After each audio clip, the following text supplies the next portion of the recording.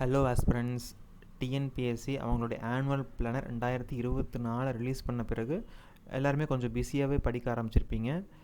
ஆனால் சில பேருக்கு கொஞ்சம் டவுட்ஸ் இருக்கலாம். நம்ம வந்து நெக்ஸ்ட்டு 5 மந்த்ஸ் எப்படி படிக்கணும், எப்படி ப்ரிப்பரேஷன்ஸை கொண்டு போகிறது, நம்மளே செல்ஃபாக படிச்சுக்கலாமா இல்லை கோச்சிங் சென்டர் போகலாமா, இந்த மாதிரி சில டவுட்ஸ் இருக்கும். ஸோ அவங்களுக்காக இந்த வீடியோ மேக் பண்ணியிருக்கோம். மிஸ் பண்ணாமல் ஃபுல்லாக பாருங்கள்.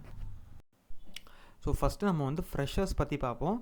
ஃப்ரெஷர்ஸ்க்கு வந்து அவங்களுக்கு வந்து இருக்கக்கூடிய டைம் பார்த்தோன்னா 5 மந்த்ஸ், ஜான் டு மே வரைக்கும் உங்களுக்கு 5 மந்த்ஸ் டைம் இருக்குது. ஏன்னா ஜூனில் எக்ஸாம்ஸ் ஆரம்பிச்சிடும் இல்லைங்களா. ஜூன் மந்த்தே வந்து குரூப் 4 ஆரம்பிக்குது. ஜூலையில் வந்து குரூப் 1 ப்ரிலிம்ஸும், ஆகஸ்ட்டில் வந்து குரூப் 2 ப்ரிலிம்ஸும் வரப்போகுது. ஸோ அவங்களுக்கு ஃப்ரெஷர்ஸ்க்கு வந்து இருக்கக்கூடிய மேக்ஸிமம் டைம் வந்து 5 மந்த்ஸு. இந்த 5 மந்த்ஸ் ஆக்சுவலாக ஆம்பிள் டைம் தான் அவங்க வந்து சிலபஸை கவர் பண்ணி ஈஸியாக எக்ஸாமுக்கு ரெடி பண்ண முடியும். ஸோ இந்த ஃப்ரெஷர்ஸ்லேயே ஃபஸ்ட்டு செல்ஃபாக படிப்பாங்க இல்லைங்களா, செல்ஃப் ப்ரிப்ரேஷன் பண்ணக்கூடியவங்களை பற்றி ஃபஸ்ட்டு பார்ப்போம். யாரெல்லாம் மேக்ஸிமம் செல்ஃபாக படிப்பாங்கன்னு பார்த்தோம் அப்படின்னா, பொருளாதார காரணங்களால் சம் எக்கனாமிக் ரீசன்ஸ்னால் வந்து கோச்சிங் போக முடியாதவங்க, அதே மாதிரி வந்து ஜாபில் இருப்பாங்க, சில பேர் வேலைக்கு போயிட்டு இருப்பாங்க, அவங்களால வந்து கோச்சிங் போக முடியாது. ஸோ இவங்களாம் தான் மேக்ஸிமம் வந்து செல்ஃபாக படிக்கணும்னு பிளான் பண்ணுவாங்க. அவங்க வந்து பண்ண வேண்டிய ஃபஸ்ட்டு விஷயம் என்ன அப்படின்னு பார்த்தோன்னா, சிலபஸை வந்து அவங்க வந்து ஃபஸ்ட்டு பிரிண்ட் போட்டு வச்சுக்கணும் கையில்.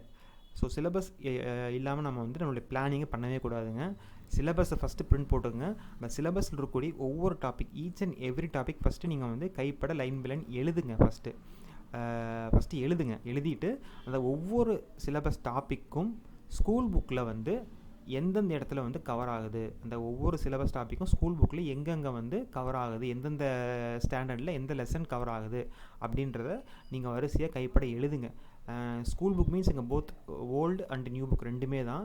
ஓல்டு புக்கை விட்டுறாதீங்க. ஏன்னா இப்போ நிறைய எக்ஸாம்ஸில் வந்து ஓல்டு புக்கிலேருந்து கொஷின்ஸ் வருது. ஸோ ஸ்கூல் புக்கில் வந்து இருக்கக்கூடிய சோர்ஸை ஃபஸ்ட்டு எடுத்து எழுதிருங்க. அதாவது சிலபஸில் இருக்கிற ஒவ்வொரு டாப்பிக்கும் ஸ்கூல் புக்கில் எங்கே அதுக்கான நோட்ஸ் இருக்குது அப்படின்றத வந்து ஃபஸ்ட்டு எழுதிருங்க. சில டாபிக் வந்து உங்களுக்கு வந்து ஸ்கூல் புக்கில் கவர் ஆகாது. அந்த டாபிக்ஸில் நீங்கள் வந்து ஒரு ஸ்டாண்டர்டான ஒரு நல்ல ரெஃபரன்ஸ் புக்கில் நீங்கள் வந்து ரெஃபர் பண்ணுங்கள். ரெஃபரன்ஸ் புக்குனா ஒரு எக்ஸாம்பிளுக்கு சொல்லணும் அப்படின்னா, பாலிட்டியில் வந்து லக்ஷ்மிகாந்த்னு ஒரு புக் இருக்குது. ஸோ அந்த புக்கு வந்து ரொம்ப நல்ல புக் அது. ஸோ நம்ம ஸ்கூல் புக்ஸில் கவர் ஆகிற டாபிக்ஸ்லாம் அங்கே படிச்சிக்கலாம், அந்த புக்ஸில் படிச்சிக்கலாம் நோட்ஸ் எடுத்து. சப்போஸ் உங்களுக்கு ரெஃபரன்ஸ் புக்லேயும் அந்த டாபிக் கவர் ஆகலை அப்படின்னா நீங்கள் நெட்டில் சர்ச் பண்ணிக்கலாம். நெட்னா மேக்ஸிமம் விக்கிபீடியா மட்டும் ரெஃபர் பண்ணுங்கள். அது உங்களுக்கு அதுவே வந்து போதுமானதாக இருக்கும் கண்டிப்பாக. ஸோ வந்து இப்போ நீங்கள் ஃபஸ்ட்டு பண்ண வேண்டிய விஷயம் என்ன, மெயினாக வந்து சிலபஸில் இருக்கக்கூடிய ஒவ்வொரு டாப்பிக்கும் நீங்கள் வந்து சோர்ஸ் எழுதி வைக்கிறீங்க. ஸ்கூல் புக்கிலேருந்து எழுதி வைக்கிறீங்க. ஸ்கூல் புக்கில் இல்லாட்டி ஏதோ ஒரு நல்ல ரெஃபரன்ஸ் புக்லேருந்து எடுக்கிறீங்க. ரெஃபரன்ஸ் புக்லேயும் இல்லாட்டி நெட்லேருந்து எடுத்து நீங்கள் வந்து அந்த சோர்ஸ் எங்கே இருக்குதுன்னு ஃபஸ்ட்டு நீங்கள் எழுதி வச்சுக்கிறீங்க. ஸோ இதை பார்த்து தான் நீங்கள் ஃபஸ்ட்டு படிக்க போகிறீங்க. இதுதான் உங்களுடைய மெயின் ரெஃபரன்ஸ் வந்து கைடு உங்களுக்கு இதுவாக தான் இருக்க போகுது. ஸோ தெளிவாக எடுத்து வச்சுக்கோங்க. ஸோ சோர்ஸ் நம்ம ரெடி பண்ண பின்னாடி நம்ம வந்து படிக்க ஆரம்பிப்போம். ஸோ சப்போஸ் நம்ம வந்து இப்போது சிலபஸில் ஹீட் அப்படின்ற அந்த டாபிக் நம்ம வந்து கவர் பண்ணுறோம் அப்படின்னா, ஃபஸ்ட்டு படிக்க போகிறோம் அப்படின்னா, அந்த ஹீட்டை வந்து நம்ம எடுத்தோன்னே ஃபஸ்ட்டு புக்கில் போயிட்டு படிக்கக்கூடாது.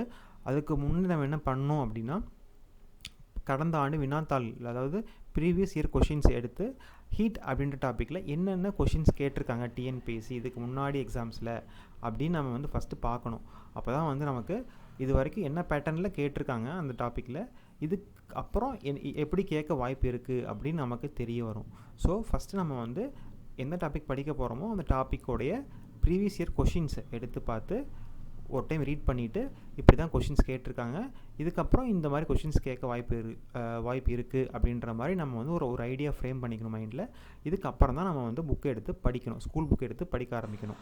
ஃப்ரெஷர்ஸ் பண்ண வேண்டிய அடுத்த முக்கியமான ஒரு விஷயம் என்ன அப்படின்னா, டைம் டேபிள் ஃப்ரேம் பண்ணுறது. ஸோ டைம் டேபிள்னால் என்னென்னு பார்த்தோன்னா, ஜனவரியிலிருந்து மே மந்த் வரைக்கும் இந்த 5 மாதத்துக்கு எக்ஸாமுக்கு முன்னுள்ள இந்த 5 மாதத்துக்கு ஒவ்வொரு நாளுக்கும் நம்ம என்னென்ன படிக்க போகிறோம் அப்படின்றத வந்து எழுதி வைக்கிறதா அந்த டைம் டேபிள். ஸோ இது ரொம்ப ரொம்ப முக்கியம். நம்ம இந்த வருஷம் சர்வீஸ் வந்து வாங்க போகிறோமா இல்லையா அப்படின்றத டிசைட் பண்ணுற முக்கியமான ஃபேக்டரே இந்த டைம் டேபிள் தான். ஸோ இதை வந்து கண்டிப்பாக வந்து ஃப்ரெஷர்ஸ் கண்டிப்பாக இதை வந்து போடணும். இந்த டைம் டேபிளில் வந்து என்னெல்லாம் இருக்கணும் அப்படின்றத வந்து நம்ம வந்து ஒரு பிக்சராக காமிச்சிருக்கோம். முக்கியமாக ஒரு 5 விஷயம் கண்டிப்பாக இந்த டைம் டேபிளில் இருக்கணும். ஃபஸ்ட்டு முக்கியமானது பார்த்தோம் அப்படின்னா, புதுசாக நம்ம டெய்லி படிப்போம், நோட்ஸ் எடுப்போம். ஸோ அதுக்கு நம்ம கண்டிப்பாக டைம் தரணும். ஸோ 2வது வந்து ரிவிஷன். நம்ம வந்து ஆல்ரெடி படித்ததை வந்து ரிவைஸ் பண்ணுறதுக்கு கண்டிப்பாக வந்து டைம் டேபிளில் டைம் கொடுத்துருக்கணும். அடுத்ததாக பார்த்தோம்னா டெஸ்ட்டு டெய்லி அட்லீஸ்ட் ஒரு 50 to 100 கொஷின்ஸாவது கொஷின்ஸ்னால் ப்ரீவியஸ் இயர் கொஷின்ஸ் பழைய டிஎன்பிஎஸ்சி வினாத்தாள்கள் வந்து அட்லீஸ்ட் ஒரு நாளைக்கு 50லேருந்து 100ஆவது சால்வ் பண்ணி பார்க்கணும். அப்போ தான் வந்து டிஎன்பிஎஸ்சி எந்தெந்த ஆங்கிளில் கொஷின் கேட்டிருக்கான் அப்படின்றது நமக்கு தெரியும். ஸோ அது கண்டிப்பாக வந்து இருக்கணும். இந்த டைம் டேபிளில் டெஸ்ட்டு கண்டிப்பாக கொடுத்துருக்கணும். அடுத்து முக்கியம் பார்த்தோம்னா ரெஸ்ட்டு. நம்ம வந்து ரெஸ்ட் இல்லாமல் வந்து டைம் டேபிள் வந்து போடக்கூடாது. அது வந்து வேஸ்ட்டு. சில பேர் வந்து வீக்லி 1 டே வந்து ரெஸ்ட்டு கொடுத்துருவாங்க. ஃபுல் டே வந்து ரெஸ்ட் எடுப்பாங்க. சில பேர் டெய்லியுமே வந்து ஒரு 1 or 2 hours வந்து டைம் கொடுத்து வந்து அவங்க வந்து ரெஃப்ரெஷ் பண்ணிப்பாங்க. ஸோ இந்த மாதிரி ஏதாவது படம் பார்க்குறது இல்லை வந்து வெளியில் போயிட்டு வருதுன்ற மாதிரி ஒரு டெய்லியுமே நீங்கள் பண்ணிக்கலாம். அல்லது வீக்லி ஒரு 1 டே நீங்கள் வந்து ரெஸ்ட்டு கொடுத்துக்கலாம். ஸோ அது உங்களுடைய கன்வீனியன்ஸை பொறுத்து நீங்கள் ரெஸ்ட்டுக்கு வந்து டைம் கொடுத்துக்கலாம் கண்டிப்பாக. ஸோ அடுத்தது 5th பார்த்தோம்னா பஃபர் டைம். பஃபர் டைம் என்ன அப்படின்னா வந்து ஒரு வீக்குக்கு நம்ம வந்து ஒரு வாரத்துக்கு நம்ம இவ்வளோ படிக்கணும் அப்படின்னு வந்து ஒரு எய்ம் பண்ணியிருப்போம். அதில் சிலது மிஸ் ஆகிருக்கும். சிலது படிக்க முடியாமல் ஏதோ ஒரு காரணத்தினால படிக்க முடியாமல் போயிருக்கும். ஸோ அதை கவர் பண்ணுறதுக்கு வந்து நம்ம கொடுக்குற டைம் தான் பஃபர் டைம்னு சொல்லுவோம். இந்த பஃபர் டைம் கண்டிப்பாக நீங்கள் வந்து கொடுத்துக்கணும். உங்களுக்கு ஏற்ற மாதிரி வந்து ஒரு 10 டேஸ்க்கு ஒரு 1 டேவோ இல்லை ஒரு மந்த்துக்கு ஒரு 2 டேஸோ நீங்கள் வந்து பஃபர் டைம் கொடுத்துக்கிட்டீங்க அப்படின்னா நீங்கள் படித்து முடித்த டாபிக்ஸில் இதெல்லாம் மிஸ் ஆகிருக்கோ அதெல்லாம் நீங்கள் படிச்சுக்கலாம். ஸோ இதெல்லாம் இந்த 5 விஷயங்கள் கண்டிப்பாக டைம் டேபிளில் இருக்கணும். இருக்கிற மாதிரி ஒரு டைம் டேபிள் ஃப்ரேம் பண்ணிக்கோங்க ஃப்ரெஷர்ஸ். ஸோ ப்ரிலிம்ஸ் வந்து ஃப்ரெஷ்ஷாக படிக்கக்கூடிய ஃப்ரெஷர்ஸ்க்கு நம்ம முக்கியமாக ஒரு 3 விஷயம் சொல்ல வேண்டியிருக்கு. அது என்னென்னு பார்த்தோம் அப்படின்னா, ஃபஸ்ட்டு விஷயம் வந்து ப்ரிலிம்ஸ் டெஸ்ட் பேட்ச். ஸோ உங்களுக்கு தெரிஞ்ச ஏதோ ஒரு நல்ல இன்ஸ்டியூட்டில் வந்து நீங்கள் வந்து ஒரு டெஸ்ட் பேட்ச் கண்டிப்பாக வந்து போடுங்க. ஒரு மினிமம் 30 to 40 டெஸ்ட் கண்டிப்பாக சால்வ் பண்ணுங்கள். இது ஏன் ரொம்ப முக்கியம், இது ஏன் சொல்கிறோம் அப்படின்னா வந்து நம்ம வந்து ஒரு அட்லீஸ்ட் ஒரு 40 டெஸ்ட்டு சால்வ் பண்ணும்போது தான் நமக்கு வந்து அந்த ஸ்பீட் அந்த ஃப்ளோ வரும். நம்ம அங்கே போயிட்டு நம்ம வந்து ஒரு 200 கொஷின்ஸை 3 ஹவர்ஸில் நம்ம வந்து சால்வ் பண்ணணும். ஸோ 3 மணி நேரத்தில் நம்ம வந்து 200 கொஷின்ஸ் சால்வ் பண்ணணும் அப்படின்றது ரொம்ப ஈஸி கிடையாது. அதை வந்து ப்ராக்டிஸ் பண்ணால் மட்டும்தான் முடியும். ஸோ அந்த ஸ்பீடு வரணும் அப்படின்னா நம்ம வந்து டெஸ்ட் பேட்ச் சால்வ் பண்ணணும். அதே மாதிரி கான்ஃபிடென்ஸு. நம்ம வந்து இந்த டெஸ்ட் பேட்ச் போடும்போது நம்ம வந்து வெரைட்டி ஆஃப் கொஷின்ஸ் நம்ம வந்து சால்வ் பண்ணி பார்ப்போம். ஸோ நமக்கு அது வந்து ஒரு நம்பிக்கை கொடுக்கும். ஸோ ஓகே நம்மளும் வந்து வந்து என்ன கொஷின்ஸ் கொடுத்தாலும் சால்வ் பண்ண முடியும் நம்மளால். நான் கண்டிப்பாக 200க்கு 170, 180 நம்மளும் எடுக்கலாம் அப்படின்ற ஒரு நம்பிக்கையை வந்து கொடுக்கும் இந்த டெஸ்ட் பேட்ச்சு. ஸோ கண்டிப்பாக டெஸ்ட் பேட்ச் போட்டு சால்வ் பண்ணுங்கள். அடுத்த முக்கியமான விஷயம் என்னென்னா இந்த எரர் நோட் அப்படின்ற கான்செப்ட்டு. இந்த எரர் நோட்னால் என்ன அப்படின்னா, மேக்ஸிமம் நிறைய பேர் இதை கேள்விப்பட்டிருக்க மாட்டோம். இது என்ன அப்படின்னா, நம்ம டெஸ்ட் பேட்சில் டெஸ்ட் நம்ம சால்வ் பண்ணி பார்க்குறோம் இல்லைங்களா, அதில் ஒவ்வொரு டெஸ்ட்லையும் நம்ம வந்து என்னென்ன தப்பு பண்ணுறோமோ, என்னென்ன எரர்ஸ் கமிட் பண்ணுறோமோ அதெல்லாம் இந்த நோட்டில் எழுதி வைக்கணும். அதுக்கு பேர் தான் எரர் நோட். உதாரணத்துக்கு டெஸ்ட் 1 அப்படின்னா அதில் மொத்தம் வந்து ஒரு 100 கொஷின்ஸ் இருக்குது. 80 கரெக்ட் கொஷின்ஸ், 20 வந்து ராங் அப்படின்னா அந்த 20 தப்பான கொஷின்ஸையும் நம்ம இதில் எழுதி வைக்கணும்.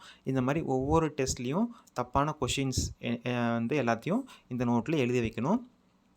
இதை வந்து நம்ம வந்து ரிவைஸ் கண்டிப்பாக பண்ணணும். எப்போ ரிவைஸ் பண்ணணும் அப்படின்னா, அந்த சப்ஜெக்ட் நம்ம எப்போ திரும்ப ரிவைஸ் பண்ணுறோமோ அப்போது அந்த எரர் நோட்டையும் எடுத்து நம்ம ரிவைஸ் பண்ணணும். இதோடைய மெயின் எய்ம் என்ன அப்படின்னா வந்து நம்ம வந்து இந்த கேர்லெஸ் மிஸ்டேக்லாம் வந்து அவாய்ட் பண்ண முடியும். நம்ம ஆக்சுவலாக வந்து நல்லா படிச்சிருப்போம். படித்த கொஷின்ஸே நம்ம கேட்கும்போது நம்ம போய் தப்பாக ஆன்சர் எழுதிட்டு வருவோம். ஸோ அந்த மாதிரியான மிஸ்டேக்ஸ் அவாய்ட் பண்ணுறதுக்கு இந்த எரர் நோட் வந்து நீங்கள் ப்ராக்டிஸ் பண்ணால் உங்களுக்கு வந்து ரொம்ப யூஸ்ஃபுல்லாக இருக்கும். அடுத்த முக்கியமான விஷயம் என்ன அப்படின்னா வந்து கான்செப்ட் கிளாரிட்டி. ஸோ இப்போ வந்து ரீசெண்டாக கேட்கக்கூடிய டிஎன்பிஎஸ்சி எக்ஸாம் கொஷின்ஸ்லாம் நீங்களே பார்த்துருப்பீங்க. டிஎன்பிஎஸ்சி எக்ஸாம்ஸோடைய ஸ்டாண்டர்ட் வந்து ரொம்ப இன்க்ரீஸ் ஆகிடுச்சு. ஸோ ஜஸ்ட்டு நம்ம வெறுமனே அப்படி மனப்பாடம் பண்ணிட்டு போயிட்டு நம்ம எக்ஸாம் பாஸ் பண்ணிட முடியாது. ப்ரிலிம்ஸோ மெயின்ஸோ வெறும் மனப்பாடம் பண்ணி நம்ம வந்து இனி எந்த எக்ஸாமையும் பாஸ் பண்ண முடியாது. நம்ம அந்த கான்செப்டில் கிளியராக இருக்கணும். அப்போ தான் வந்து நம்ம இந்த எக்ஸாம் கிளியர் பண்ண முடியும். ஸோ வந்து உங்களுக்கு ஏதாவது புரியலை அப்படின்னா உங்கள் ஃப்ரெண்ட்ஸ்கிட்டையோ இல்லை உங்களுடைய கோச்சிங் இன்ஸ்டியூட்டில் இருக்கக்கூடிய ஸ்டாஃப்கிட்டையோ இல்லை யூடியூப் வீடியோஸ் மூலமாகவோ நீங்கள் வந்து அந்த கான்செப்டை ஃபஸ்ட்டு கிளியராக புரிஞ்சுக்கோங்க. அதுக்கப்புறம் அதில் டெஸ்ட் எழுதி பாருங்கள். ஸோ உங்களுக்கு கான்செப்ட் கிளாரிட்டி இல்லாமல் நம்ம வந்து இந்த டெஸ்ட்டை கிளியர் பண்ண முடியாது அப்படின்றது உங்களுக்கு ஃபஸ்ட்டு புரியணும். ஸோ நம்ம இது வரைக்கும் வந்து செல்ஃப் ப்ரிப்பரேஷன் பண்ணுறவங்க எப்படியெல்லாம் படிக்கலாம், எப்படியெல்லாம் டைம் டேபிள் போடலாம் அப்படின்றத பற்றி கொஞ்சம் டீட்டெயிலாக பார்த்தோம். இப்போது அடுத்தது வந்து கோச்சிங் இன்ஸ்டியூட் வந்து நம்ம போகலாமா வேண்டாமா அப்படின்ற சில டவுட் வந்து நிறைய பேருக்கு இருக்கும். ஸோ நம்ம அதை பற்றி இங்கே பார்த்துடலாம். கோச்சிங் இன்ஸ்டியூட் போனால் தான் பாஸ் பண்ண முடியும், போகலைன்னா பாஸ் பண்ண முடியாது அப்படின்னு எதுவுமே கிடையாது. It's based on our convenience. நம்மளுடைய கன்வீனியன்ஸை பொறுத்தும் நம்மளுடைய பொருளாதார வசதியை பொறுத்தும் தான் அது இருக்குது. ஸோ நமக்கு தேவைப்பட்டால் கண்டிப்பாக போகலாம், தப்பு இல்லை. ஏன் போகலாம் அப்படின்னா சில பெனிஃபிட்ஸ் இருக்குது. நமக்கு வந்து கோச்சிங் சென்டர் போகிறதுனால சில பெனிஃபிட்ஸ் இருக்குது. அதில் முக்கியமானது வந்து என்னென்னா டைம். ஸோ அவங்க வந்து நம்மளுடைய வேல்யூபிள் டைம் வந்து சேவ் பண்ணி தராங்க. எப்படின்னு பார்த்தோம் அப்படின்னா வந்து அங்கே போகிறது மூலிமா வந்து என்னெல்லாம் நம்ம வந்து மெயினாக ஃபோக்கஸ் பண்ணி படிக்கணும், என்ன படிக்கணும் அப்படின்றத விட மெயினாக என்னெல்லாம் படிக்க தேவையில்லை அப்படின்றது தெளிவாக சொல்லிவிடுவாங்க. ஸோ நமக்கு நம்மளோட டைம் சேவ் ஆகும். நமக்கு இங்கே பார்த்தோம் அப்படின்னா வந்து ஜான் டு மே வந்து 5 months தான் நமக்கு டைம் இருக்குது. ஸோ இந்த 5 months அப்படின்றது வந்து கரெக்டான டைம். இதை நம்ம வந்து வேஸ்ட் பண்ணாமல் படித்தா மட்டும்தான் நம்ம வந்து அந்த டைமுக்குள்ளே நம்ம வந்து படித்து முடிச்சு ரிவைஸ் பண்ண முடியும்.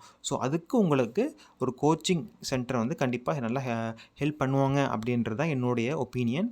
ஸோ பட் ஃபைனலாக நீங்கள் தான் முடிவு பண்ணணும், நம்ம போகலாமா வேண்டாமா, எந்த கோச்சிங் இன்ஸ்டியூட்டில் வந்து ரீசனபிள் ஃபீஸ் வாங்கிட்டு நல்ல கோச்சிங் தராங்க அப்படின்றதெல்லாம் நீங்கள் தான் டிசைட் பண்ணி நீங்கள் தான் ஜாயின் பண்ணணும். நான் அகைன் சொல்கிறேன், கோச்சிங் சென்டர் போனால் தான் பாஸ் பண்ண முடியும் அப்படின்றது கிடையாது. நீங்கள் செல்ஃபாக ப்ரிப்பேர் பண்ணியும் ப்ராப்பர் பிளானிங் மூலிமா பாஸ் பண்ண முடியும். ஸோ கோச்சிங் சென்டர் ஜாயின் பண்ணுறது வந்து it is fully based on your convenience, your economic ability. அடுத்து நம்ம வந்து ஆல்ரெடி இந்த எக்ஸாம் ஒரு முறையோ அல்லது பல முறையோ வந்து எழுதினவங்க எப்படி படிக்கலாம் அப்படின்றத வந்து பார்க்கலாம். இது ஆக்சுவலாக உங்களுக்கு ஒரு நல்ல ஒரு வாய்ப்பு, இது நல்ல ஒரு வாய்ப்பு, சூப்பரான சான்ஸ் இது. ஸோ அவங்க இது கரெக்டாக இது யூஸ் பண்ணிக்கணும். எப்படி என்ன பண்ணணும் அப்படின்னு பார்த்தோம் அப்படின்னா சிம்பிள், ப்ரிலிம்ஸ் அண்ட் மெயின்ஸ் ரெண்டுக்குமே சைமல்டேனியஸாக அவங்க படிக்கணும். அதாவது குரூப் 1 அண்ட் குரூப் 2 படிக்கிற நபராக இருந்தால் அவங்களுக்கு மெயின்ஸ் கண்டிப்பாக இருக்கும். ஸோ அந்த மெயின்ஸ்க்கான ப்ரிப்ரேஷன் அவங்க இங்கேயே ஆரம்பிச்சிடணும். அவங்க டோட்டல் டைமில் வந்து அவங்க 70% ப்ரிலிம்ஸ் கலெக்ட் பண்ணால் 30% மெயின்ஸ் கலெக்ட் பண்ணணும். ஏன்னா மெயின்ஸும் ரொம்ப முக்கியம். ப்ரிலிம்ஸ் ஆங்கிள் அவங்க என்ன பண்ணால் போதும் அப்படின்னு பார்த்தோன்னா ஒரு நல்ல இன்ஸ்டியூட்டில் வந்து ஏதோ ஒரு டெஸ்ட் பேட்ச் அவங்க போட்டால் போதும், அதை சால்வ் பண்ணி பார்த்தா போதும், அவங்களுக்கு சிலபஸ் கவர் ஆகிடும். அதை வச்சு அவங்க வந்து ப்ரிலிம்ஸ் ஈஸியாக பாஸ் பண்ணிட முடியும். ஸோ ப்ரிலிம்ஸ்க்கு இதை பண்ணாலே போதுமானது. சைடில் வந்து மெயின்ஸ்க்கு அவங்க ரைட்டிங் ப்ராக்டிஸ் இப்போவே ஆரம்பிச்சிடணும். இந்த ஜான் டு மே இந்த 5 monthsலேயே வந்து அவங்க ப்ரிலிம்ஸ்க்கு மட்டும் படிக்காமல் மெயின்ஸும் ஆரம்பிச்சிடணும் அப்படின்றது தான் வந்து என்னோடய ஒப்பீனியன். இது வந்து அவங்களுக்கு வந்து ஒரு எக்ஸ்ட்ரா எட்ஜை கொடுக்கும் மற்ற ஆஸ்பிரண்ட்ஸை காட்டிலும். ரைட்டிங் ப்ராக்டிஸ் தான் ஆக்சுவலாக மெயினுக்கு ரொம்ப ரொம்ப முக்கியமானது. மெயின்ஸ்க்கு நம்ம எவ்வளோ படிக்கிறோம் அப்படின்றது முக்கியம் கிடையாது, எவ்வளோ எழுதி பார்க்குறோம் அப்படின்றது தான் நம்ம வந்து நம்மளுடைய மெயின்ஸ் நம்ம வந்து பாஸ் பண்ணுறோமா இல்லையான்றதுக்கு அதுதான் முக்கியம். ஸோ இந்த number of exams or number of questions is directly proportional to marks. Mains பொறுத்த வரைக்கும் இதுதான் ஃபார்முலா. நம்ம வந்து எக்ஸாம்ஸ் நிறைய எழுத நம்ம வந்து மெயின்ஸ் மார்க் நமக்கு கூடிக்கிட்டே போகும். ஸோ அதனால் வந்து மெயின்ஸ் வந்து சைமல்டேனியஸாக ப்ரிலிம்ஸோடு சேர்ந்து படிங்க.